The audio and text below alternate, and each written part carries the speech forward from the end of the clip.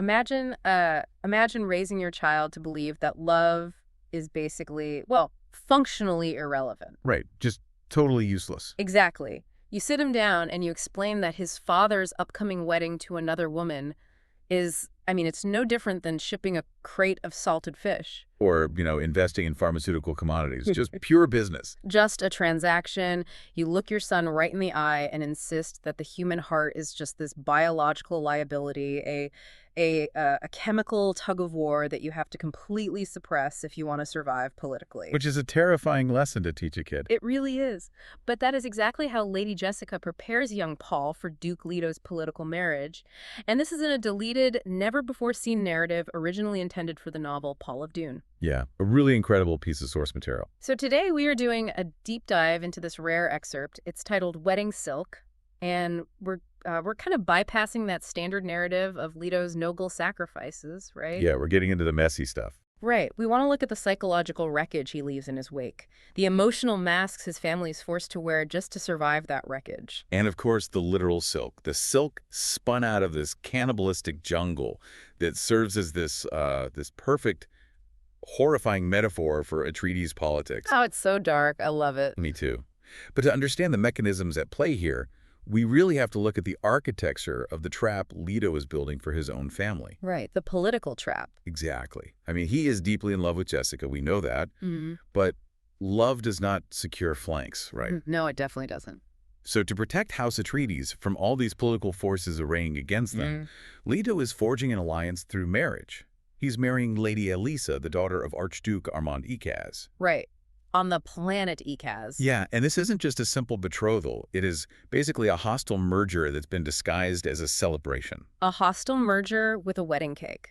Exactly. And Leto has brought his entire household, right? Jessica, Paul, Duncan, Idaho. They're all directly in the Archduke's court on this verdant, really biologically aggressive planet. Yeah, Ikaz is no joke. It's not. And they are trapped in this diplomatic performance where any crack in the veneer could literally be fatal. Which brings us right into the withdrawing room of the Ikaz palace. And, okay, I'm going to push back on Jessica's supposed mastery here right out of the gate. Oh, really? Okay, let's hear it. Well, the text frames her as delivering this flawless, stoic performance, right? Like she's treating the marriage of the man she loves to another woman as this dry, commercial equation. She's completely compartmentalizing. Right. She tells Paul that marriage is a political weapon and love is, quote, its own thing. But think about it. She's isolating herself in a lonely room, away from the court. Smelling the exotic pollens of the jungle through an open window. Exactly. And acting like a sociopathic commodities broker. I mean, that feels less like a calculated Bene Gesserit disguise and more like a massive emotional overcorrection. You think she's spiraling? I do. I mean, is she actually in control, or is this the sound of someone whose internal system is just totally crashing? Well, I mean, you're hitting on the core tension there. It is the sound of an ideological defense mechanism completely failing under practical pressure. Failing hard. Yeah. Jessica is a rogue Bene Gesserit. Her entire existence within House Atreides is defined by the fact that she chose love over her sisterhood's breeding orders, right? When she gave Leto a son. Right, she broke all the rules for love. Exactly. So for her to suddenly revert to strict Bene Gesserit dogma, arguing that human choices have to be made with the mind, completely divorced from emotion, it's a profound contradiction. It's hypocritical. It is. She is trying to use the very philosophy she betrayed to shield herself from the pain of that betrayal. Oh, wow. That's a great way to put it. And the text explicitly tells us that, to anyone else in the universe, her demeanor would seem perfect. Right. A room full of Landsrod diplomats would totally buy the reassuring smile. Absolutely. They wouldn't suspect a thing. But she is projecting this armor in front of Paul, and because she trained Paul in the minutiae of observation, he sees it. He sees the cracks. Yeah, he sees the micro-expressions. The text notes he registers the tiniest involuntary flutter of her eyelid. Oof. He sees the hidden reactions that prove she is absolutely agonizing over this chemical tug of war. And that dynamic is just deeply unsettling when you look at the psychological burden it places on Paul. Oh, it's immense. Because he isn't just observing his mother's pain, you know? He is being conscripted into it. He actively longs to go outside. He hears this eerie, melodic bird call from the A jungle. biological siren song. Right, tempting a curious kid to just go out and explore. Yeah. But he represses that urge. He stays in that sterile, lonely room because he recognizes she needs an audience for this performance. He's trapped there with her. Yeah, and he mirrors her suppression. He formally states that Lady Ailisa seems an acceptable match and will benefit House Atreides greatly. He sounds like a little politician. Exactly. He is a child deploying the language of statecraft as a shield against his own mother's grief. It's heartbreaking. It really is. It becomes this closed feedback loop of emotional repression. They're both operating under this delusion that if they speak about the marriage purely as a utility, they won't have to actually feel the impact of the tragedy. Which never work. Never works. But Jessica, despite her own denial, she possesses enough acute awareness to see what this environment is doing to Paul. Yeah, she realizes she's stifling him. Right, she sees him crushing his natural curiosity just to play the role of the dutiful, unfeeling diplomat. And she knows that a leader forged exclusively in the sterile vacuum of suppressed emotion, well, they become brittle. They break. Exactly. So she deliberately breaks the loop. She shoos him out of the room. She literally tells him to go outside and play. Pretty much. She instructs him to go learn from the planet, to seek out Duncan, Idaho, and the Archduke's swordmasters. Arguing that experiencing the chaotic reality outside the palace walls will make him a more balanced leader. Which is such a wild pivot. But it sets up the next crucial phase because, Jessica's mastery relies entirely on internal psychological suppression. Right. But the universe doesn't respect internal rules. It definitely doesn't. You can't govern a galaxy by just keeping a straight face, you know? No, you can't. And to see how Atreides' training holds up against external, unpredictable chaos, we have to look at what happens the second Paul leaves that palace. The transition is just jarring. It really is. You go from this heavily manicured environment of the withdrawing room straight into the Akazi undergrowth. Total culture shock. Yeah, so Paul links up with Duncan, Idaho, and 2 Jinez swordmasters in the Archduke's service, and these guys are quite the pair. Oh, they're fantastic characters. You have Whitmore Blood, who is this elegant, aesthetic fop who constantly complains about his clothes. Right, very concerned with fashion while in a lethal jungle. Exactly. And then you have Rivi Denari, who is a remarkably agile man of immense girth. He's huge, but he can move. Right. So they commandeer an ornithopter, fly out over these forested hills, and land on an artificial platform suspended in the crown of a gigantic fog tree. And the mechanical transition from that canopy down to the forest floor, that is where the philosophical shift truly happens. Because they don't take the safe route, do they? No, not at all. They don't use those slow, regulated cargo lifters that the pharmaceutical prospectors use. Yeah. The swordmasters opt for a series of thin metal zip lines spreading out from the platform like the spokes of a wheel. That's like an extreme sport. Yeah, they are choosing kinetic velocity over regulated safety. And the dynamic between the men during the preparation phase is incredibly revealing, especially regarding Paul's status. Oh, yeah, how they talk about him. Right. Initially, Blood and Denari discuss Paul in the third person. Blood says something like, if this is the boy's first time, literally stripping Paul of his agency right there. Which Paul immediately shuts down. Instantly. I love that moment. He interjects. He demands to be recognized as a participant. He notes he's read about the fog trees in his film books. He forces them to look at him as the Duke's heir, not just fragile cargo. Yeah, but I am just fascinated by the physics and the casual attitude toward extreme bodily harm in this scene. It's wild. Denari straps into his harness, and the wooden planks are literally groaning under his weight. Groaning. But he claims his massive size is a mechanical advantage. Yeah. He says the added mass generates greater downward velocity. And Blood's response is so dry, he counters that velocity is only an advantage if the tree at the bottom doesn't break. Right. He notes that striking a trunk is a highly effective, though unrecommended, braking technique. They're just bantering about potentially dying. Exactly. They are modeling a completely different paradigm of survival for Paul. Where Jessica teaches survival through absolute stillness and emotional exile, the Jinas teach survival through momentum. Momentum and a playful comfort with the edge of disaster. Yeah, and Paul internalizes that Jinas paradigm instantly. Without even waiting for Duncan to clear him, Paul hooks into the zipline and just throws himself into the gulf. It just jumps. He jumps. And the sensory data he processes during that drop, the whistling wind, the high-pitched singing of the trolley on the tension cable, this tunnel of foliage rushing past him, it is the exact antithesis of the quiet withdrawing room. He is completely surrendering to gravity and speed. And he hits the terminal platform, and Denari is there to catch him like an enormous mattress. Which is a great image. It is. And Paul is breathless and laughing. But we need to analyze Duncan Idaho's role in this exact sequence. Oh, absolutely. Because Duncan is fiercely protective. Right. He explicitly warned the sword masters before they left that he had to guarantee Paul's safety. He meticulously checks the harness equipment. He's the responsible one. Yeah. Yet, knowing the lethal variables of Ikazi gravity and these primitive braking systems, he allows the heir of House Atreides to literally jump into the abyss. So why does he let him do it? Well, I think it's because Duncan recognizes the political crosshairs resting on House Leto. You cannot forge a leader capable of surviving the Landsrod in a padded room. No, you really can't. Duncan is executing a pedagogical choice here. Risk is a required nutrient for Atreides' survival. That's a great way to put it. He has to let Paul experience the terrifying velocity of life, because the political machinery Leto is engaging with, well, it moves just as fast and is infinitely more unforgiving than a metal cable. Precisely. But that exhilarating physics of the descent, it immediately gives way to a claustrophobic biological threat the moment they reach the absolute bottom of the forest floor. Oh, yeah. The vibe shifts instantly. Completely. They take 3 successive zip lines down into this lush, rotting, highly active ecosystem.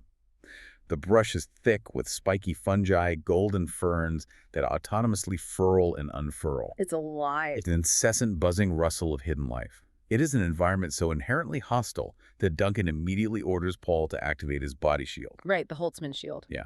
Denari does the same, noting the environment is highly unpredictable. And let's talk about the deployment of those Holtzman shields, because it completely recontextualizes the environment. Well, they are stepping into this primitive, wet, biological wilderness, right? And their immediate response is to erect a highly advanced, humming energy barrier around their body. To keep nature out. Exactly. It's a technological analog to the emotional barrier we saw Jessica construct in the first scene. Oh, wow. Yeah. Jessica uses a flawless psychological mask to keep the agonizing reality of the political marriage from touching her. The men use kinetic energy fields to keep the unpredictable, spiky reality of the Akazi jungle from touching them. Both are artificial survival mechanisms. Right. Designed to enforce a perimeter between the self and a hostile universe. That's a brilliant connection. And the shield deployment also highlights the sheer hubris of the Gina's swordmaster. Oh, they are so arrogant. They really are. They acknowledge the environment requires military-grade energy shielding, yet they are treating this excursion as a casual stroll. A shopping trip. Basically. Denari lifts a sheet of rotted bark to reveal a nest of scuttling emerald beetles the size of human hands. And puffball mushrooms explode nearby, releasing thick clouds of hallucinogenic spores. Hallucinogenic spores. And Blood has to physically strike his companions, knocking them away and ordering them to hold their breath to avoid inhaling the toxins. Right, and Blood himself is visibly annoyed. He's swatting at the air because his shield is useless against the slow-moving, incessant insects that actually manage to penetrate the field. That is the ultimate arrogance. You bring the single most important genetic and political asset of House Atreides into a swamp where he literally has to hold his breath to avoid hallucinating. Just because Blood wants to go shopping. Exactly. As they're swatting away bugs, Blood admits they are down there to harvest a unique betrothal present for Lady Elisa. He is hunting for wedding silk. And Denari immediately mocks him for it. Of course he does. He points out that Blood has always preferred the aesthetics of shopping to the grim reality of fighting. But there is a brilliant underlying narrative design at work here, right?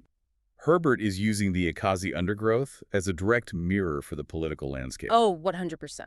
Up in the Archduke's court, the traps are masked behind formal smiles, betrothal contracts, and commercial logic. Down in the jungle, the traps are masked behind beautiful golden ferns and exotic spores. In both realms, every beautiful thing is a potential toxin. Right, and survival requires constant vigilance against unseen elements. And this search for this luxury item pulls them deeper into the jungle, leading them to a clearing where the biological reality of the wedding silk is finally exposed. And it is not pretty. No. They part a wall of 2-meter-high ferns and enter a glade dominated by a sound like crackling paper. The center of the clearing is entirely consumed by a massive, mummy-wrapped cocoon tent. Just massive. Thick, structural ropes of silk are anchored to fallen trees and rocks, supporting translucent gossamer sheets that stretch out like massive awnings. And Blood, of course, is captivated by the aesthetics. He's loving it. He examines the webbing, praising the perfect sheen and the soft, comfortable hand of the fabric. He declares it the ultimate gift for a highborn bride. But the mechanism that produces that beautiful sheen is just grotesque.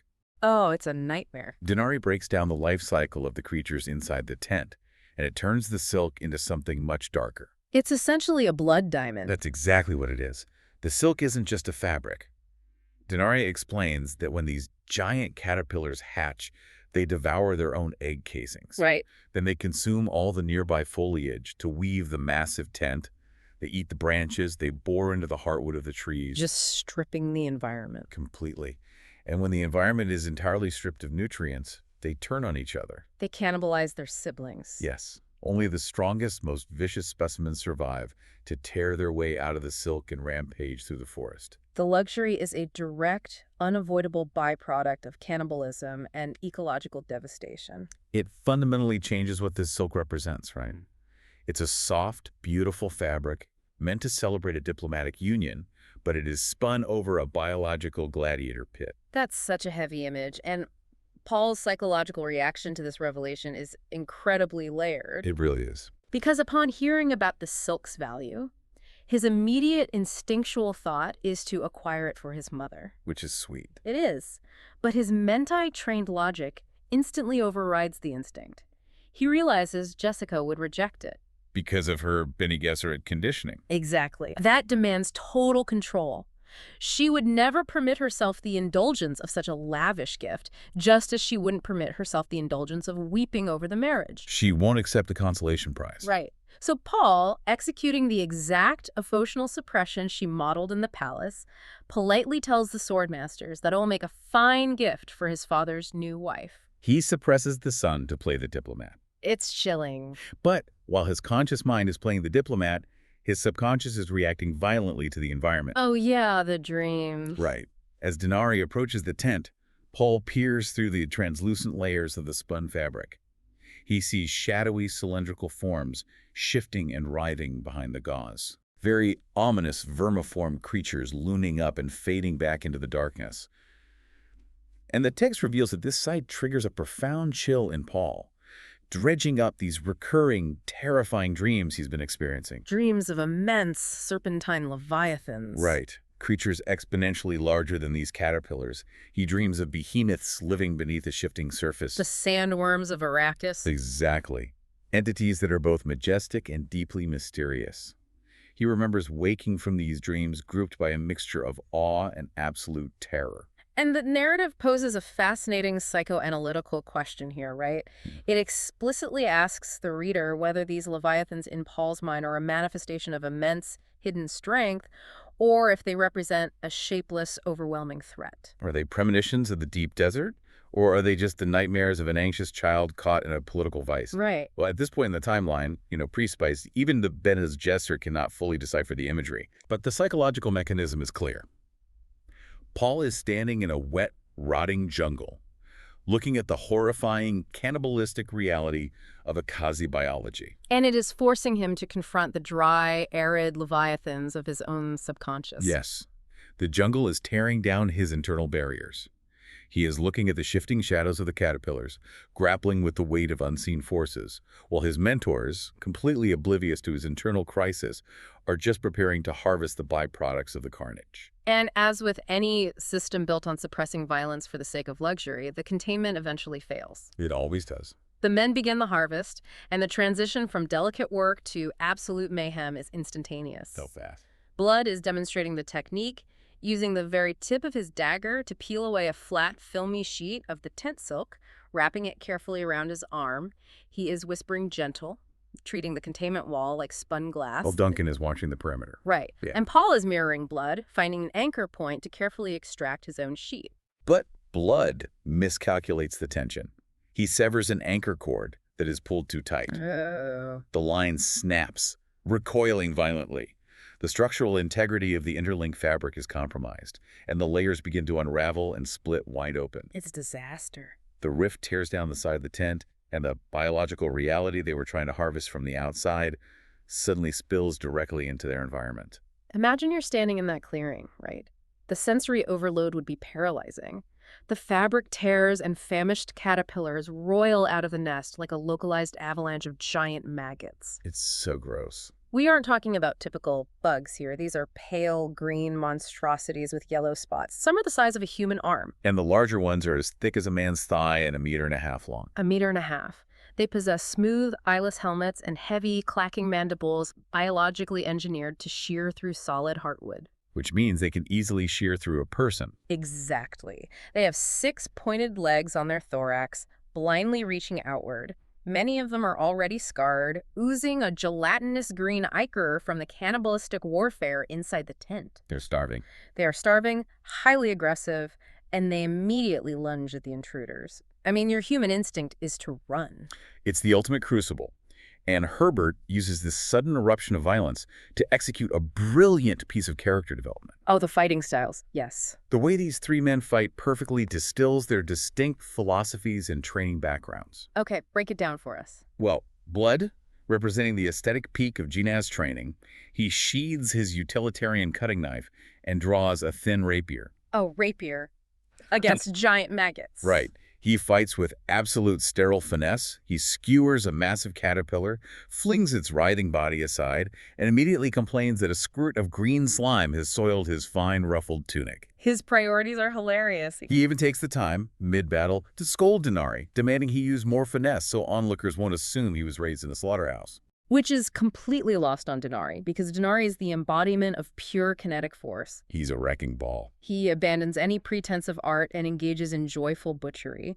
He wades into the swarm, slashing and chopping, utterly dismantling a dozen of these armored bugs in a matter of seconds. And when 2 dying caterpillars spray sticky webbing onto Blood's ruined clothes, Denari just smirks and tells him the silk actually looks good on him.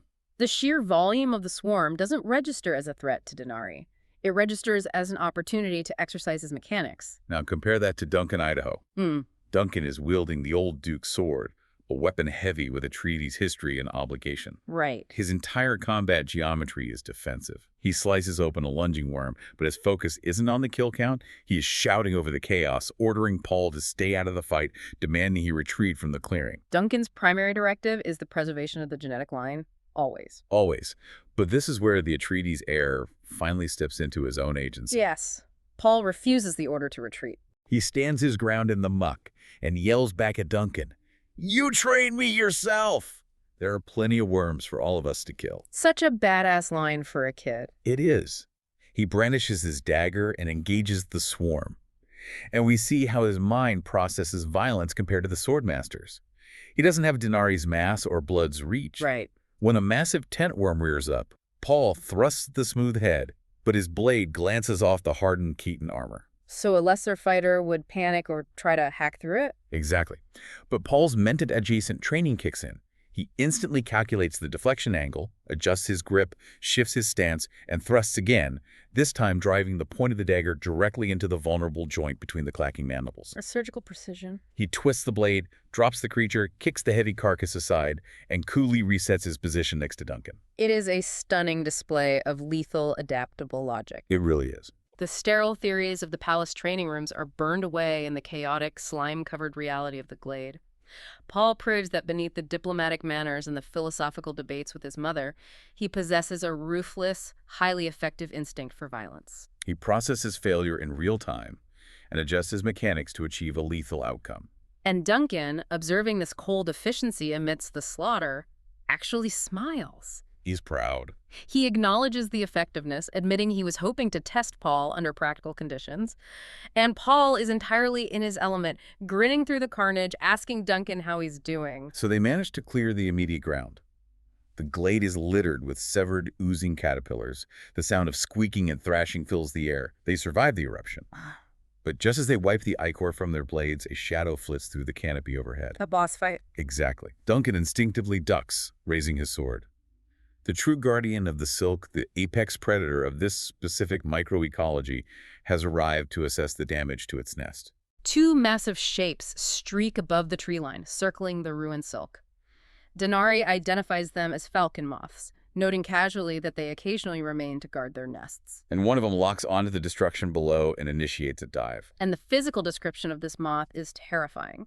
It drops like an ordnance. It features long, narrow wings that resemble an ornithopter, a torpedo-shaped body designed for aerodynamic speed. And massive, feather-like antenna as wide as Paul's outstretched hand. It dive bombs Paul directly.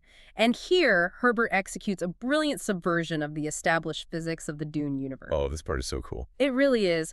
We all know that Holtzman shields are designed to deflect fast-moving projectiles, only allowing slow-moving objects to pass through.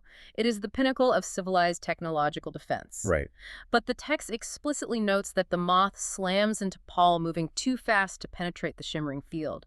The impact violently knocks Paul backward, sending a cloud of dusty scales exploding off the insect's wings. By having the moth move too fast to penetrate the shield, Herbert is deliberately subverting Atreides technology with Akazi biology. He's breaking the rules. Yeah, the shield, their symbol of advanced rational protection, is completely useless as a tool of engagement here.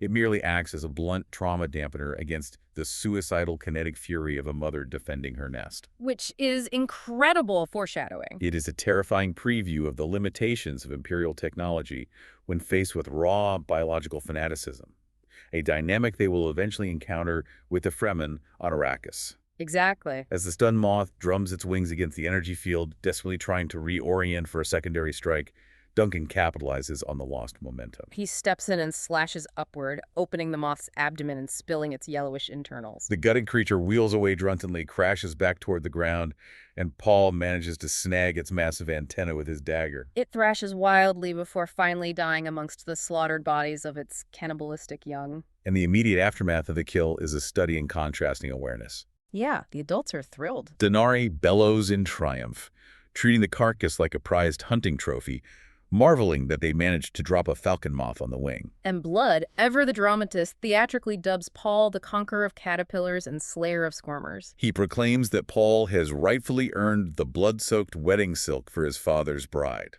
The Swordmasters are celebrating a kinetic victory. They successfully extracted the luxury good from the violent ecosystem. But Paul is completely silent. He's shell-shocked. He is entirely alienated from their celebration. He is staring down at the twitching remains of the apex predator. Because this is the moment the tragic foresight takes permanent root in Paul's mind. Right, the heraldry conversation. Exactly. Earlier in the expedition, Denari had casually asked Paul about his family's heraldry. He asked, "Isn't your Atreides house crest a falcon?" And Paul corrected him. Paul, driven by a deep, almost instinctual need to separate his noble family from the beasts of this planet, immediately corrected him. No, it's a hawk. He insisted on the distinction. The narrative noted that Paul insisted on this distinction to imply a vast metaphorical gulf between the two raptors, even if he couldn't articulate the biological difference. He wanted the hawk to mean something elevated, rational, and clean. But standing in the oozing aftermath of the glade, looking at the broken creature at his feet, that linguistic distinction collapses. It falls apart. Paul stares at the falcon moth and speaks a profound, devastating realization aloud. He says it was only trying to protect its nest. A cold, shadowy realization washes over him. A falcon and a hawk. Mathematically, functionally, how much difference is there? The answer is none. In that gutted, fiercely devoted insect, Paul sees the exact trajectory of his father. Oh, man. He realizes that Duke Leto, the noble hawk of House Atreides, is doing the exact same thing. Leto is marrying Elisa Ikaz. He's entering this treacherous, cannibalistic political ecosystem, willfully throwing himself against impossible odds and the shielded defenses of his enemies, all because it is the only viable maneuver to protect his family.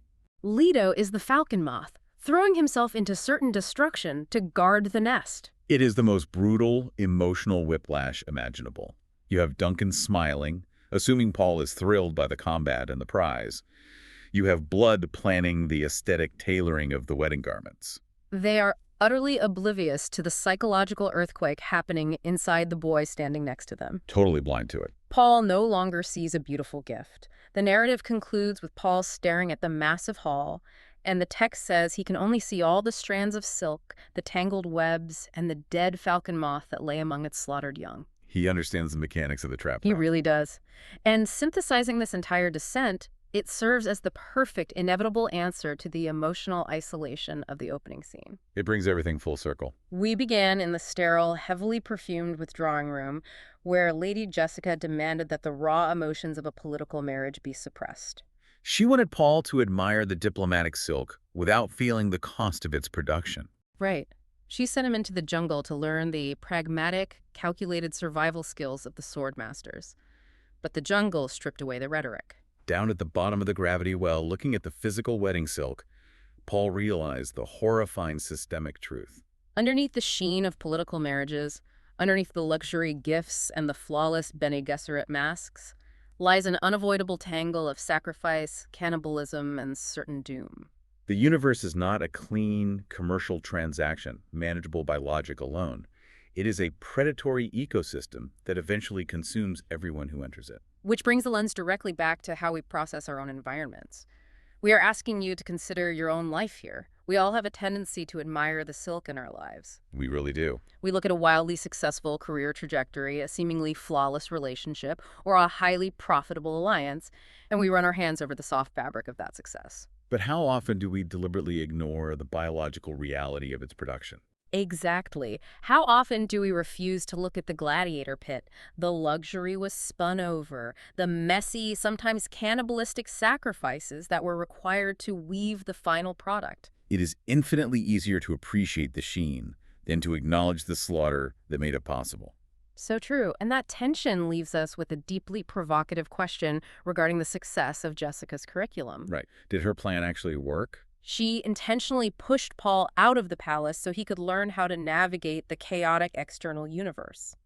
She wanted the sword masters to teach him the kinetic mastery required to be a balanced leader. But by witnessing the suicidal, instinctual devotion of the falcon moth throwing itself against the shields of its enemies to protect a doomed nest, did Paul actually absorb the balanced, detached pragmatism his mother intended? Or did the jungle bypass the lesson entirely, accidentally granting him the tragic foresight to understand the inevitability of his father's impending death? Did Ikaz teach him how to survive the machinery of the Imperium, or did it merely show him exactly how a noble hawk dies? You walk into the jungle looking for a lesson in survival, and you walk out holding the mechanics of a tragedy. It is a stunning piece of narrative architecture. Thank you for joining us on this deep dive into the canopy of Ikaz and the precise, ruthless machinery of the Atreides mind.